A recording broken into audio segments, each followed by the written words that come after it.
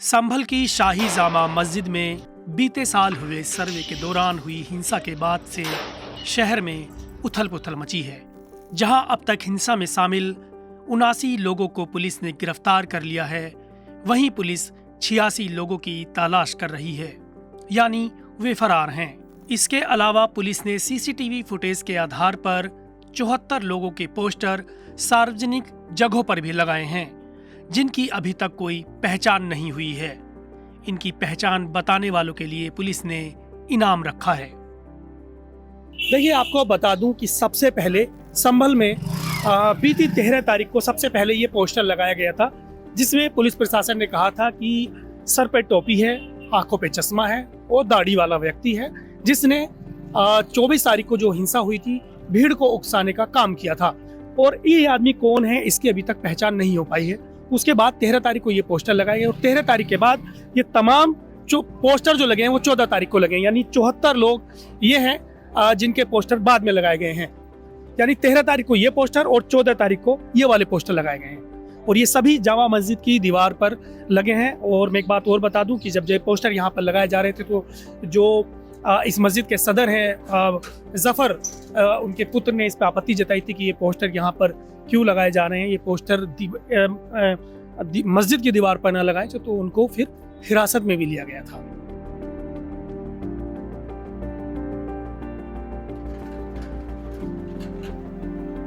अब तक हुई गिरफ्तारियों में एक गिरफ्तारी 4 दिसंबर को गुलशन जहां के बेटे 24 वर्षीय फैजान की भी हुई। जब ये गिरफ्तारी हुई तो पुलिस ने इनकी मां को 2 तस्वीरें दिखाकर कहा था कि ये देखो, आपका बेटा पत्थरबाजी कर रहा था।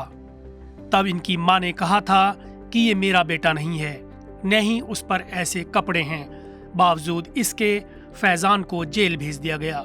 लेकिन अब करीब 3 महीने बाद इस कहानी में नया मोड़ आ गया है। दरअसल पुलिस ने जिन 74 संदिग्धों की तस्वीरें संभल में सार्वजनिक स्थानों पर लगाई हैं, उनमें एक तस्वीर यह भी है जिसे फैजान की बताया गया था। अब सवाल है कि जब फैजान की गिरफ्तारी हो चुकी है तो फिर ये तस्वीर सार्वजनिक जगहों पर उन अनआइडेंटिफाइड लोगों में क्यों चस्पा की गई है। इस पर फैजान की मां कई गंभीर सवाल खड़े करती हैं।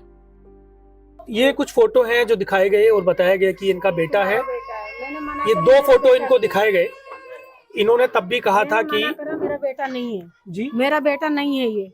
तो पुलिस वाले कहने लगे कि नहीं, तुम्हारा बेटा है, कैसे नहीं है ये। जबरदस्ती उन्होंने मेरा अंगूठा लगाया और कहने लगे कि वो जो ना कि ये इसलिए बताया जा रहा, अंगूठा इसलिए लगाया जा रहा है कि तुम्हारा लड़का अपराधी है। मैंने कहा मेरा लड़का है ही नहीं है। मैंने बहुत जिद करी, जबरदस्ती फिर उन्होंने अस्पताल ले गए। अस्पताल ले जाने मैंने बहुत जिद करी, मेरा लड़का नहीं है।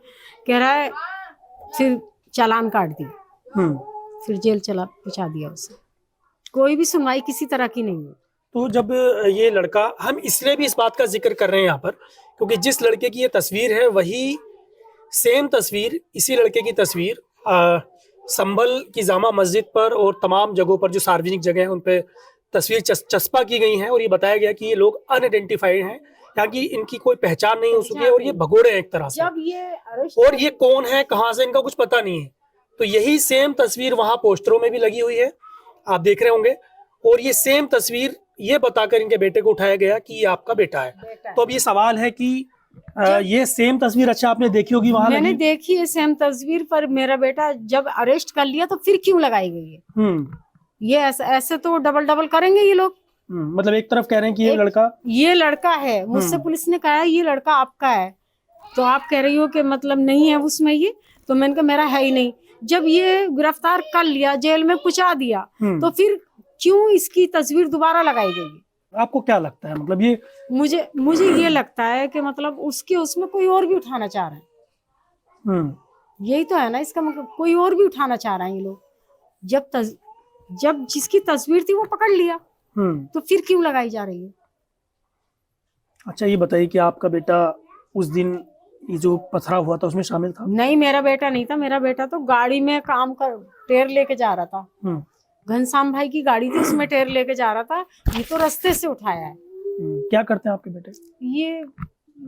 ये ट्रक के टेर वगैरह होते हैं ना, तो ये लेके जा रहा था सही करवाने के क्या लिए। नाम है इनका? इनका नाम फैजान है, मोहम्मद फैजान। हम्म तो ये लेके जा रहा था और बस रास्ते में से अरेस्ट कर लिया।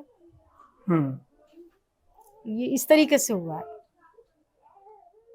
उस दिन क्या कर रहे थे जब ये 24 तारीख को यहाँ पर पथराव हुआ था, हिंसा हुई थी? 24 तारीख की दोपहर में वो 3 बजे जैसे झगड़ा फिसाद हुआ था, वो घर आ चुका था। घर खाना वाना खाया है उसने, पूरा खाना खाया ना घर पे उसने, उसके बीवी बच्चों ने सब यहाँ मेरे पास खाना खाया है। फिर कहाँ गया था? बाहर गया, घर पे ही रहा था ना। दूसरे दिन को निकला है, जिस टाइम झगड़ा हो गया दुकान उकान सब बंद कर दी थी। दूसरे दिन को गया है तो ये मसला बन गया। पुलिस ने क्या कहा आपसे? पुलिस ने ये कहा कि मतलब ये तुम्हारा लड़का पत्थर मारते हुए, जब नहीं रोकते पत्थर मार रहा था। तो मैंने कहा मेरा लड़का है कभी है, मेरा लड़का ही नहीं है ये। पुलिस घर आई थी, आपको बुलाया था? नहीं, जब वो 2 बजे 11 बजे थे, 11 बजे मेरे लड़के को पकड़ लिया दूसरे दिन को। फिर उसके बाद में मैं दूसरा दिन यानी 5 दिसंबर की बात कर रहे हैं? मैं जब गई वहां को तो नहीं 6 की है, 6 की बात। अच्छा 6 की। जब मैं गई वहां को तो मैंने क्या ये कब हुआ क्या हुआ, तो कहने लगा मुझे पकड़ लिया इन्होंने। मैं कहाँ था तू? तो बोले मैं टेर लेके जा रहा था। ये इस तरीके से इन्होंने पकड़ लिया मुझे। तो मैं बोली भैया तू तो था ही ना। तो बोला अम्मी मैं तो बिल्कुल बेकसूर हूँ, मुझे किसी ने फंसाया है।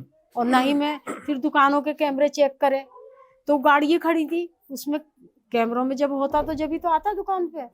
तो ये तो चलते में इन्होंने गाड़ी थी घनश्याम भाई की, उस गाड़ी में से पकड़ा है। उस गाड़ी में से। तो फिर आपको पुलिस ने बुलाया थाने? फिर मुझे नहीं बुलाया पुलिस ने। यहाँ खबर आई, मेरे छोटा लड़के ने खबर दी अम्मी ऐसे ऐसे फैजान भाई को सबको पुलिस ले गई। तो फिर मेरे दामाद के पास फोन आया, फिर मैंने जो घनश्याम है उनके पास फोन करा। मैं क्या सुन रही हूँ मैं? बोले हाँ फैजान को अरेस्ट कर लिया पुलिस ने और थाने में आ जाओ। तो फिर मैं जब गई तो मैंने कहा ये किस लिए? तो फैजान कह रहा मैं था भी ना अम्मी वहाँ पे, ऐसे ऐसे इन्होंने मुझे लेके आए, मैं गाड़ी में टेर लेके जा रहा था। बस मैंने बतेरी रोआ पीटी डाली, फिर वो कहाँ सुने। फिर दूसरे मैं रात को गई, बोले इतना मारा है मुझे, ऐसा करा है वैसा करा है। मैंने कहा बेटे मैं कोशिश करी मैंने धोरे जाने की, तो जाने ही ना दिया, जाने ही नहीं दिया मुझे। फिर उसके बाद में तो फिर जबरदस्ती मेरा अंगूठा पकड़ के दूसरे दिन को सुबह में जबरदस्ती पकड़ के अंगूठा फाइल पे लगाया। मैंने कहा क्यों लगा रहा हो? ये कह रहा इसलिए लगाया जा रहा है तुम्हारा लड़का अपराधी है। मैंने कहा ये है ही कब? मैंने कहा ये तो है ही नहीं। इस तरीके से करा पुलिस ने मेरे साथ। अच्छा, इसके अलावा पुलिस ने कोई और सबूत दिया आपको कि भाई ये आपका बेटा है? नहीं कोई, सिर्फ ये फोटो? सिर्फ ये फोटो, कोई सबूत नहीं। कोई सबूत। ये फोटो कहाँ से मिले आपको? ये फोटो मैं रो रही थी ज्यादा, तो पुलिस वाले बोले देखना चाहती है? तो मैंने कहा हाँ दिखाओ। तो उन्होंने ये फोटो दिखाए मुझे। तो मैंने कहा ये तो मेरा लड़का है ही नहीं ना, ये स्वाटर है। जब नहीं कहती जब पत्थर मारते हैं वो इस तरीके से बदतमीजी करने लगे। मैंने कहा है ही कब? ये फैजान तो है ही ना। मुझे अपने बच्चे की पहचान नहीं है। इनके दावे को लेकर हम थाना नखासा के एसएचओ से मिलने पहुंचे, गजेंद्र सिंह से। उनसे जब हमने कहा कि इस पूरे मामले पर आपका क्या कहना है, तो उन्होंने मिलने के लिए तो मना कर दिया।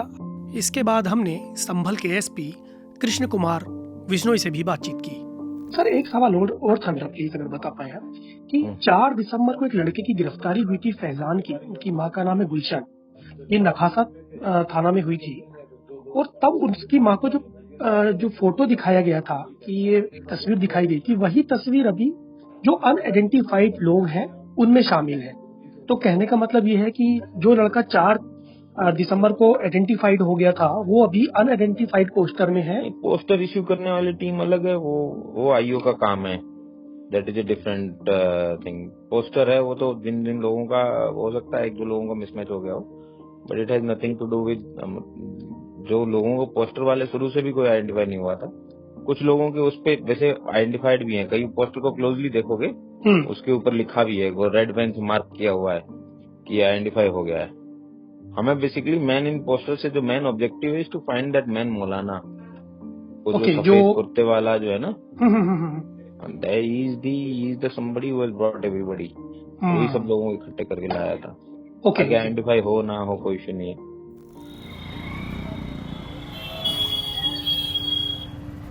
ये सभी पोस्टर जब जामा मस्जिद की दीवारों पर चस्पा किए जा रहे थे, तब मस्जिद सदर जफर अली और एएसपी शिरीष चंद्र की बहस हो गई थी। इसके बाद इनके बेटे को हिरासत में भी ले लिया गया था। ऐसा था कि शाही जामा मस्जिद संभल की दीवार पर जो पोस्टर्स लगाए गए हैं वांटेड लोगों के, तो हमें इससे एतराज़ था, क्योंकि वो एक धार्मिक स्थल है और एएसआई प्रोटेक्टेड है, लेकिन उसके इंतज़ामिया तो हम ही हैं। हमने पुलिस से रिक्वेस्ट की कि इसकी दीवार पर न लगाकर आप अपने होर्डिंग्स वगैरह अलग से लगा लें। वो नहीं माने और वो आज भी लगे हुए। इसी बात को लेकर थोड़ा सा विवाद पुलिस में और हमारे बीच में हो गया था। तो क्या नोकझोंक हो रही थी? आपके बेटे को भी हिरासत में ले लिया था कुछ देर के लिए? बेटे को इसलिए लिया था क्योंकि मैंने अपने बेटे से कहा था कि जिस टाइम हम पुलिस कर्मियों से बात करें, अधिकारियों से बात करें, आप वीडियो बना लेना। तो ये इन्होंने जैसे ही मोबाइल से वीडियो बनाना शुरू किया तो पुलिस वाले, 2-4 पुलिस वाले एकदम टूट पड़े और इनसे मोबाइल छीन कर इन्हें कोतवाली ले गए। उसके बाद कुछ नहीं, जब कुछ था ही नहीं, वो तो मैंने वहीं थाने में उनसे कहा एडिशनल एसपी से कि भाई मैंने कहा था कि वीडियो बनाओ, वीडियो बनाना कोई अपराध तो है नहीं, इसलिए, लेकिन आपका जो पुलिसकर्मी है वो मेरे बेटे को खाम-खाम पकड़ लाए। तब उन्होंने छोड़ दिया था, मोबाइल भी दे दिया था। ये बताइए, 74 लोगों की जो है पुलिस ने तस्वीरें लगाई हैं कई जगहों पर, यहाँ पे भी जामा मस्जिद के गेट पर भी हैं इधर, और वहाँ नखासा जो कोतवाली है, कोतवाली थाना, वहाँ पे भी लगी हुई हैं। क्या उन 74 लोगों में, क्योंकि यहाँ आसपास के इलाके के लोग बताए जा रहे, आप किसी को जानते हैं? ना, हम किसी को नहीं जानते। हम किसी को, इनमें से हमने देखे हैं, पोस्टर देखे हैं, हमने पहचानने की कोशिश की, लेकिन हमारी पहचान में कोई नहीं आया कि कहाँ के हैं ये और कौन लोग हैं। क्योंकि उसमें कई सारे पोस्टर ऐसे हैं जिसमें क्लियर पता चल रहा है, क्योंकि रुमाल भी नहीं लगाया हुआ कुछ लड़कों ने, युवकों ने। हाँ, तो क्या बहुत से लोग ऐसे हैं जिन्होंने अपनी पहचान भी नहीं छुपाई है, लेकिन हम उन्हें नहीं जानते कि ये लोग हैं कहाँ के और कौन है। बाई फेस उन्हें देखने के बाद हमें ऐसा नहीं लगता कि हमने उन्हें यहाँ कहीं आसपास देखा है। हमारी पहचान में नहीं आ रहे हैं। इन पोस्टरों को लेकर हमने स्थानीय लोगों से भी बात की। ये मस्जिद के सामने ही बहुत सारे पोस्टर आप देख रहे हैं, 74 पोस्टर लगे हैं। इनमें किसी को आप जानते हैं? क्योंकि पुलिस कह रही है अनआइडेंटिफाइड है और यहाँ के इलाके के लोग हैं इनमें कुछ। देखो, अगर हमारी ईद वाली गली के होते तो हम एकदम पहचान लेते, लेकिन हम किसी बच्चे को लाएंगे कम उम्र के, हमारी तो उम्र ज्यादा है ना, तो कम उम्र के बच्चे हैं, अगर कोई बात होगी तो पुलिस को बताएंगे। बिल्कुल। आप किसी को पहचानते नहीं? पहचानते 74? यार हम तो नहीं पहचानते। खैर कभी देखा हो? पहचानेंगे तो बता देंगे। कम उम्र के लड़के हैं ना, आसपास के इलाके के ऐसे भी हैं लड़के जो साफ दिखाई दे रहे हैं, उनके मुंह पे ना आसपास के इलाके के होते तो हम बता देते, हमारी गली का होता तो एकदम बता ही देते हम। अब हमारी उम्र है 44-45 साल, अब कम उम्र के बच्चे उम्र के हैं, लेकिन ये है कि हम बता देंगे, अगर हम पहचानेंगे या कोई लड़का हमें बताएगा मोहल्ले का तो हम बता देंगे। उसमें कोई परेशानी कोई है? जो बात, अगर किसी ने दंगा करा है या ईंटें पत्थर मारेंगे तो बता ही देंगे पुलिस को, क्या बात है। अब इस वीडियो के दूसरे पार्ट में चलते हैं। अगर आपने संभल पर हमारी पहली ग्राउंड रिपोर्ट देखी है तो आपको हसन और अजीम याद होंगे। हसन जिनके हाथ पर गोली लगी थी, वहीं अजीम के पैर पर गोली लगी थी। फिलहाल ये दोनों जेल में बंद हैं। जब हम हसन के घर पहुंचे, उससे कुछ देर पहले ही उनकी बहन अपने भाई से मिलकर लौटी हैं। जरा पहले उनको सुनिए। ये जेल से वापस आई हैं हसन से मिलकर। ये इनके हाथ में मोहर लगी हुई है, इस पर लिखा है बेटी बचाओ बेटी पढ़ाओ, जिला कारागार मुरादाबाद। ये गेट मुरादाबाद कुछ करके ये मोहर लगी हुई हैं, 3 आज ही की हैं। और ये अपने भाई से, हसन से मिल के आ रही हैं। तो आप भाई से मिल के आ रही हैं अपने? जी हाँ, मिलकर आई हूँ मैं आज। कैसी पर अभी उसकी ठीक नहीं है, उसकी बहू में बहुत ज्यादा परेशानी है और सूख रही है उसकी बहू। अच्छा, अभी तक हसन का ऑपरेशन नहीं हुआ? अभी नहीं, ऑपरेशन नहीं हुआ और नीला पड़ रहा है उसका हाथ, सूख रहा है, बहुत ज्यादा तकलीफ है। रो भी रहा था आज बहुत ज्यादा, वाला कोई कुछ नहीं कर रहा। और हॉस्पिटल में बोल रहे थे कि ऑपरेशन होएगा, सब पेपर भी सब तैयार करवा दिए थे, फिर बाद में ऑपरेशन भी नहीं करा, चोरी से लिया। अभी बहुत ज्यादा परेशान है। पिछली बार जब मिली थी तो बता रही थी कि उनके जो कागज थे वो कंप्लीट हो गए थे सब चीज़ टीएमयू complete हॉस्पिटल है। में? जी हाँ, अंगूठा भी लगवा लिया था, सब चीज़ कह रहे थे, बोले खाना वाना मत खिलाना, ऑपरेशन होएगा। फिर कुछ देर के बाद में उनको ऑपरेशन के लिए क्या बोला, डॉक्टर ने भी ये बोला था हमें पुलिस वालों से मतलब नहीं है, हम तो ऑपरेशन, हमें तो आपसे मतलब है और आपके भाई से। पुलिस वाले अपना काम कर रहे हैं, हम अपना काम कर रहे हैं। फिर मैंने बाद में बोला कि सर आप तो ऐसे बोले थे, ऑपरेशन क्यों नहीं कर रहे? बोले भाई देखो ऊपर से दबाव है, हम कुछ भी नहीं कर सकते, हमारी नौकरी चली जाएगी अगर हम अपनी मर्जी से ऑपरेशन करेंगे तो। चिट्ठी इन्होंने मुझे दिखाई है अभी, हसन ने लिखी है जेल से, वो मैं थोड़ा सा पढ़ के सुना दूँ।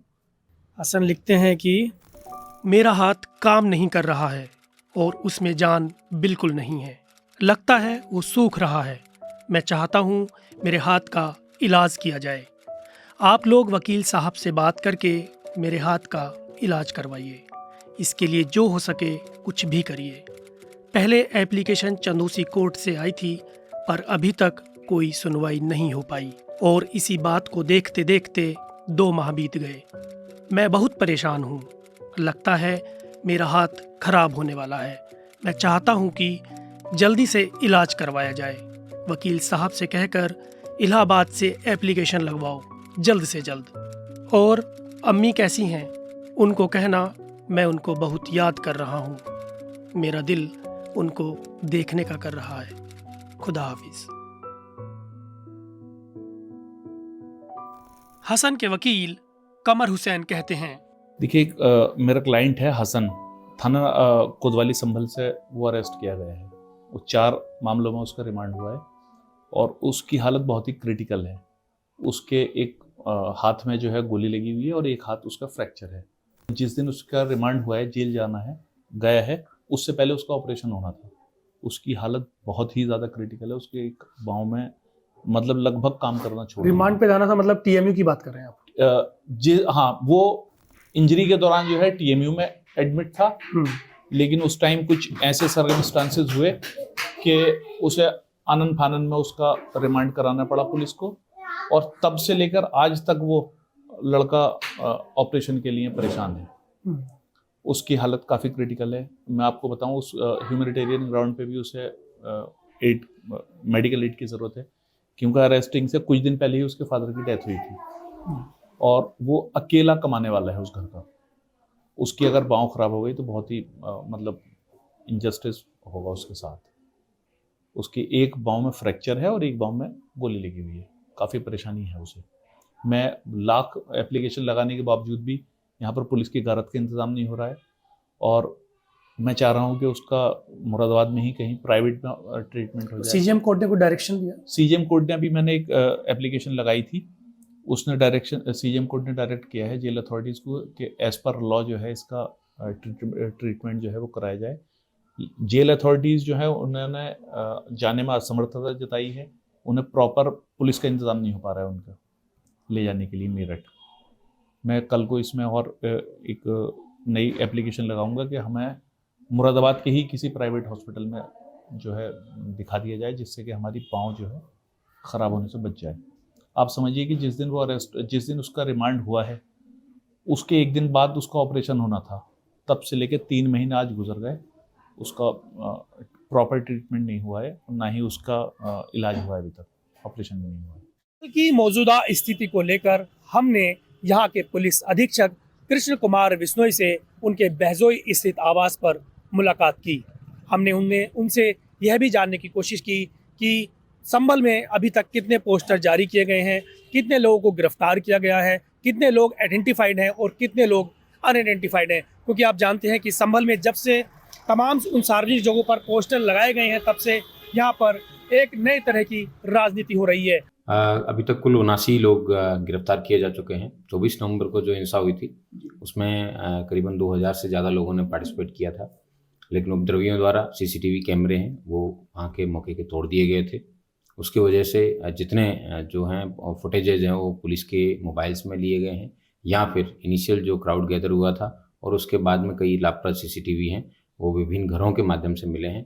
तो उनके आधार पे पोस्टर्स हैं वो भी चस्पा किए जा रहे हैं। शहर के विभिन्न जगहों पे पोस्टर भी चस्पा किए गए हैं, जिसमें A3 साइज से लेके बड़े पोस्टर्स हैं। कई पोस्टर्स हैं वो जो लोगों के द्वारा उनको भी उखाड़ दिया गया है। इसकी वजह से महत्वपूर्ण जगहों पर होर्डिंग्स हैं वो लगाने के प्रयास किए जा रहे हैं। अभी तक सिर्फ कस्बा संभल में ही पोस्टर लगे हैं, लेकिन अन्य कस्बों में भी है पोस्टर लगाने की कार्रवाई है वो तेज़ी से की जा रही है। जनपद के अन्य भागों में भी पोस्टर हैं वो लगाए जाएंगे और हिंसा के संबंध में जितने भी केसेस हैं उन सब में महत्वपूर्ण एविडेंस है वो कलेक्ट कर लिए गए हैं और चार्जशीट की तैयारी चल रही है।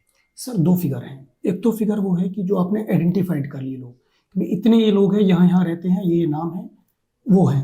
दूसरी फिगर जो अभी पोस्टर लगे, मेरे ख्याल में 74 लोगों के फोटोज हैं वो कितने लोग हैं जो आइडेंटिफाइड हैं और उनकी गिरफ्तारी के लिए आप क्या कर रहे हैं? करीबन 79 लोग गिरफ्तार हुए हैं और 74 लोगों के खिलाफ ऑलरेडी वो आइडेंटिफाइड हैं और कुछ लोगों के पोस्टर लगे हैं, 70-80 लोगों के करीबन पोस्टर लगे हैं, लेकिन उनमें भी जो अनआइडेंटिफाइड लोग हैं जिनके यूनिक फ़ोटोज़ हैं हमारे पास और भी अन्य फ़ोटोज़ हैं वो प्रोसेस किए जा रहे हैं और मुखबिर खास की सूचनाएं भी पोस्टर के आधार पे पुलिस को मिल रही है, उनको उचित इनाम भी दिया जाएगा। 2 लोगों की इस तरीके का आइडेंटिफिकेशन है, अभी तक पोस्टर लगाने के बाद में लाभप्रद सूचना है पुलिस को मिली है। क्या जो आइडेंटिफाइड लोग हैं उनके भी पोस्टर जारी करेंगे जिनका आप नाम ले रहे हैं 72 उनकी जरूरत नहीं है क्योंकि उनको ऑलरेडी पहचान कर लिया गया है, उनका NBW लिया जाएगा और उनके ऊपर इनाम कराया जाएगा और उनकी कुर्की की कार्रवाई की जाएगी अगर वो पुलिस के सामने अपनी विवेचना में सम्मिलित नहीं होते हैं तो। सर कितना जो है वो सार्वजनिक संपत्ति का नुकसान हुआ है क्या इसके इन लोगों की वजह से कई इन्होंने पब्लिक की और पुलिस की गाड़ियां जलाई थी, बिजली के तार ट्रांसफार्मर जले थे, उसके साथ साथ अन्य पब्लिक प्रॉपर्टी है जिसमें CCTV कैमरे वगैरह इन्होंने डिस्ट्रॉय किए थे। उसका एस्टिमेट है वो जिलाधिकारी महोदय द्वारा तैयार कराया गया तो उसमें 1 करोड़ रुपए से ज़्यादा की जो है पब्लिक प्रॉपर्टी में प्राइवेट प्रॉपर्टी की हानि हुई है।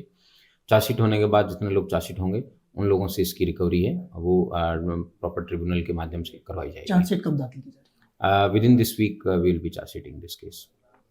ओके सर, कितनी नई चौकियों का निर्माण हुआ है जिला संभल में या संभल शहर में भी?